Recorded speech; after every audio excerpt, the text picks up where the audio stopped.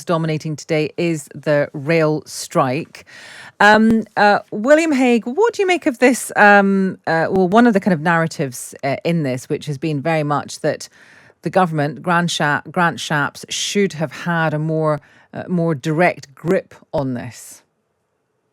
Well, I think in the interview you just played, Grant Shapps gave some pretty good answers to that, actually. And of course, if the government takes over every negotiation on pay around the economy, well, then the government gets involved in setting everybody's pay. Obviously, that's not going to work, and it drags the government into every dispute. So I think they've handled it correctly. And I think what the biggest impression made on me here is that clearly the railways have lost customers since COVID. People haven't gone back to commuting in the same way. There is quite a lot of modernization needed of how you maintain a railway, and proposals to do it with drones, with automatic surveys, using apps to keep in touch with the staff. And the unions seem to be against all of those things, or haven't agreed to those things. All of which could help pay for pay rises, of course. So I think it is a union with a head in the sand attitude that has foolishly led its members into this dispute, which now may go on for a long time. I suppose the thing here is that one party says one thing and one says the other. Just on a small point, Grant Shapps said that they won't even do digital timesheets. They want them on paper. And we had someone on from the RMT and he said that's absolutely just not true. So it's very difficult, isn't it, for kind of outside observers, Kezia, to really know how this gets solved. Yes, and in truth, when Grant Shapps says he's not in the room, he might not be in the room with union negotiators, but he will be in the room with rail operators talking about the parameters that a negotiation can be reached around. So to what extent will they push for these productivity measures? What's the top line percentage increase to prepare to go to without those productivity measures? He will be talking to rail operators. It's just that they're not all around this big one table that everybody expects them to be, because that's just not how union negotiations work anymore. What about... we spoke to Pat McFadden and I mean, he slightly dodged a question because Stig said to him, have you been told that you can't go and stand on the picket line? And he just said, well, I wouldn't be doing that anyway because I'm busy, doing my kind of day job. But there are some murmurs that Labour figures have been told that they can't, that they shouldn't. And there are some that are minded to, people like John McDonnell, Nadia Whittome, etc. What would you be doing, do you think? Well, I think Labour are in a very difficult position, and actually it works for the Conservatives for this to continue for a little while yet, because yes, of course, Labour want to be aligned with their trade union partners. It's a big part of the history of the Labour Party, big part of the Labour Party's future is being aligned with working people. But at the same time, it's working people who are using the railways, often in non-unionised industries. They're paying for overpriced season tickets for underperforming services. So they want to make sure that they can appeal to the people using the railways as much as the people who are trade union members. So it is a very difficult situation for Labour politicians to be in.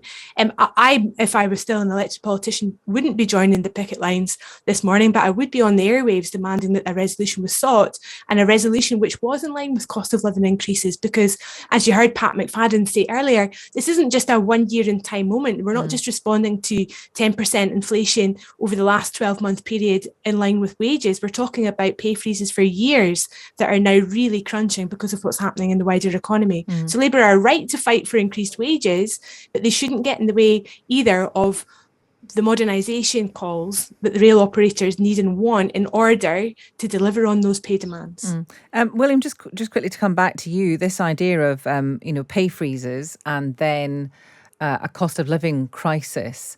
How much do you think they are worth? How much should they get? They want at least 7%, but they've been offered 3%, which they've rejected. Well, this is, as you rightly said earlier, it's very hard to judge from the outside without knowing all the details of the negotiation and without doing all that modernisation of how they look after the railways. And yet they are going to have to get more efficient. They would have to have fewer workers. Grant Shapps was talking about voluntary redundancy schemes. That then all determines what is the amount that employers can afford to give them. So I don't think you can just say a number, but I do think that if everybody tries to get the same pay increase as the latest inflation figures, well, then inflation will become deep-seated in the economy. And of course, people then end up worse off because it destroys their savings and their pensions and ultimately their jobs and economic confidence. So we're at this very painful moment now where inflation has, for all sorts of reasons, has started to get going. And there's got to be some pretty tough policy to stop it taking root. Some of us are old, I'm going to sound like an old granddad here, but some of us are old enough to remember inflation in the 1970s getting up to 26% and all the economic consequences and the unemployment that followed. We can't go back to that. Now, inflation, you've written a column about it. It's really interesting what you've written today. William, we'll get to the productivity problem, which strikes me as at the heart of actually a lot of our difficulties here. You believe that we've been building up, this is not just simply there's been a war in Ukraine, gas is more expensive, therefore we've got inflation. You feel that we've basically been building to this for some time, and everyone from government to the Bank of England wanted to keep things nice and easy and didn't make any difficult decisions earlier on. Yes, exactly. That's exactly right. I think inflation has been building up for a couple of years, and that the central banks in the world, like the US Federal Reserve and our own Bank of England, have underestimated that. They've been too slow to raise interest rates. But I'm also saying that they're probably underestimating that we've entered a permanently more inflationary world, that we're going to be short of workers in many parts of the world in the coming decades. We've just been talking about all the disputes about wages, and it will create a lot more of those. And that climate change is causing drought in many parts of the world and pushing up food prices. There are many different forces at work like this. So they need to adjust to fighting inflation permanently. You know, that we've had it easy the last 30 years or so and thinking, oh, inflation's been almost abolished, you know, we don't have it anymore in the world. Well, those were special factors and they've now gone away. So I'm really ringing the alarm bell about that and say, be tough now about inflation, otherwise we're going to have a lot of it in the years to come. But how do we be tough? Because one of the answers is you deliberately crash the car effectively and have a recession, because that stops inflation because the economy shrinks. That's in effect what the Bank of England may even consider doing by rising interest rates so rapidly. You crash the car, but in doing so you stop the inflationary rise, and therefore that achieves something. That's a pretty unpalatable thing to happen, though, isn't it, William? Well, you're putting it in a dramatic way. Crash the car. Obviously, what we want to do is slow the car. And now that's got more difficult because they've let it speed up, you know, to take your analogy. But they do have to do whatever it takes. My argument is the whole point of having independent central banks that politicians don't control is they will do whatever is necessary to keep the rate of inflation down, that they'll be fearless about it. Because otherwise you end up with not only with inflation, but with the car crash anyway. Because a world of rampant inflation, as I mentioned earlier, undermines economic confidence and destroys jobs in the end anyway. So they have to be fearless about it. That is what I am advocating. Even if that means a recession. Even if that means a recession. Even if whatever the economic consequence they have, because you will end up with a bigger recession in the end if you let inflation get away. So. But of course, the faster they do it, the more decisively they do it, the less severe the other economic consequences. And I think they're already behind the game. Kezia, the other answer to this is to grow an economy. And one problem we have is productivity. If you pay the same people the more money, 10% more to do the same job, you just get rampant inflation. If you pay fewer people more money to do a better job, you get growth, and the extra workforce goes on to other things. So you end up with a more diverse, movable workforce. We answer some of William's problems as well. Is that possible to achieve, though? If you increase productivity, you need ultimately fewer people so you can pay them better and the work can be spread around. Is that utopian thinking, or is that actually deliverable, do you feel? It's not utopian. It should be deliverable, but somehow it seems to be harder in the United Kingdom than it is across other European nations. We've long had a productivity problem in the UK, and it wasn't that long ago, actually, that the Chancellor and the Prime Minister's mandate or a big vision for the future was a high-wage, high-productivity economy. And I think that could be where they need to anchor themselves once more. Going just back to the rail example, you heard the rail unions this morning saying that they weren't prepared to consider compulsory redundancies. Now, Now, of course, the unions would say that, but one compromise they could make is lower headcount in return for higher wage increases. And that's the reality, really, of what we're faced with now, is that there are many jobs, many occupations which are about to be automated or are going to disappear in a post-COVID world because of changing working practices. And given that there is such demand for labour in other vocations and other industries, I think we should be a little bit more relaxed about people being more transient in the jobs that they do, knowing that the work is out there. And that's the sort of compromise that we've got to make. The other thing is about public investment in skills. That's the big way to drive productivity, is to increase the education level of the workforce and the ability for people with skills to move between industries. There's an awful lot more the government can do in that regard. We're going to move on now and talk about Afghanistan, and a particular, quite curious case, really, in the Times today. The Times reporting that 5 British nationals were released from Taliban custody after the Foreign Office apologised to the Taliban on behalf of the families for any breach of Afghan culture, customs or laws. We were focusing earlier on the case of Peter Juvenile, and we spoke to a friend of his, former BBC correspondent David Loyne, of course. William, as a former Foreign Secretary, is it a good idea to apologise to the Taliban? Well, I noticed it was a very carefully worded apology. You just read out. Once you insert any into an apology, any breach, we all know, don't we? You should work in newspapers. Yes. I'm sorry if you feel that way.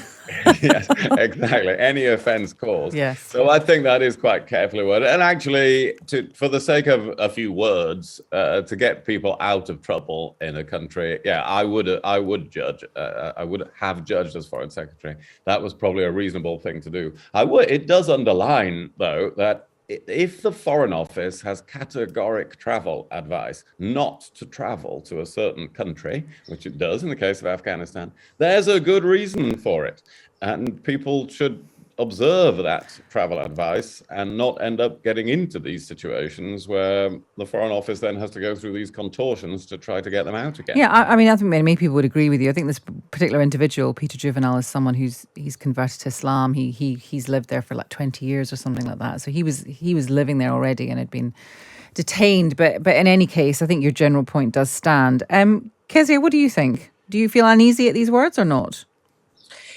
In all honesty, I don't feel that I fully understand it, what the consequences of it might mean or might be. I mean, on the face of it, looks like a very good news story for Liz Truss, yet another success in seeing UK nationals freed from oppressors in other countries. But I don't understand the backstory. I don't feel very well qualified to speak to what it might mean for future diplomacy. Yeah, it is. The whole case is quite nebulous because they were detained without charge and we have no idea what it was they were actually accused of. But anyway, it is a good news story in the end. Yeah, and we should reflect on that. And maybe, as William says, a few words gets people out of dodge, then that's a good exchange to make. Now, just finally, the Times reporting today that most young people trust YouTubers more than politicians. I mean, they trust most people more than politicians, it's fair to say, and journalists if we're wearing the hair shirt at the same time. Kezia, your day job is to look at trust and particularly the lack thereof with politicians. Is this surprising to you? I mean, YouTubers is a very broad brush as well, isn't it? Because YouTube just means someone who can talk to you on YouTube, which is everyone.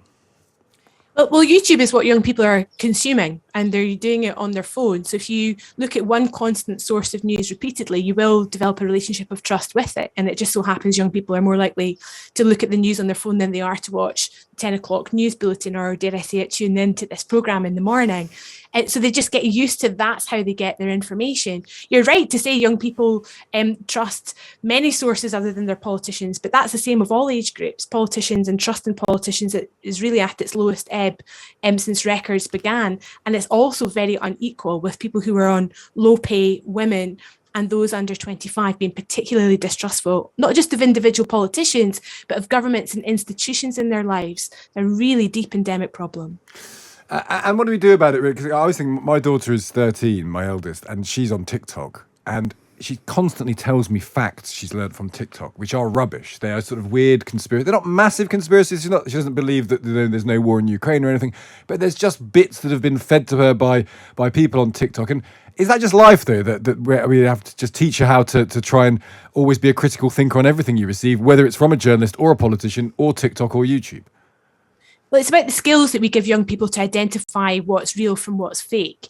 And those need to evolve as media sources evolve too. So there's lots of good work around ensuring that young people have those skills to work out what they think is proper information from proper sources. Equally, though, there's a bigger role for regulation here. It's simply the case that news that you get on the internet does not have to pass the same rules and guidelines as what you have to do on the radio or what broadcasters have to do on the TV. So that in itself needs to change. But I think the biggest question is how we make sure that young people stop turning away from traditional forms of democratic participation and start turning back towards them. They've got to realise that they have more democratic power than just to protest, that they have voice and agency and can use it in more ways than just standing outside rooms with placards. And that's a much bigger job. Part of that is to do with education. Part of that is to do with rebuilding trust in institutions. You haven't got long enough in your life, Stig, to hear about all the different things we need to do to rebuild trust. William, you were a hero to the youth when you were a young politician, famously. Everyone will be thinking that now as we look back on it. Do you worry, though, that there is this sort of potential disconnect between, maybe it's ever been thus and we shouldn't worry about it, that young people get their information from other sources? There's so many more sources now, and therefore politicians will be talking to an ever-aging, ever more fixed and actually smaller proportion of the community if they just carry on in the traditional ways. Yes, I do worry about. I think it has ever been. The only reason this is new that people trust YouTubers more is YouTubers didn't exist before. Otherwise, it would always have been the case that they trusted them more than politicians. But it is, and politicians therefore have to communicate through these media, through social media, in order to get to people.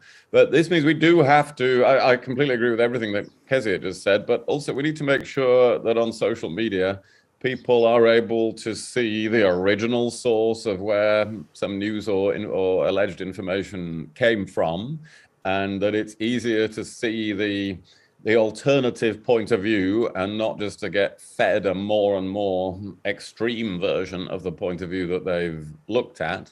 And I think social media will need quite a bit of regulation to bring that about, in order to create more trust in what is inevitably going to become the main way that people get their news. So it does need a lot of reform to exactly as Kezia says, to get those standards that we have on radio or television. Would you go on TikTok if you were Prime Minister, William Hague? Well, probably, if you're Prime Minister, you want to get re-elected. You have to communicate with people with all available legal means. And so, yes, probably. But I would also want to reform it on the way that I've just described.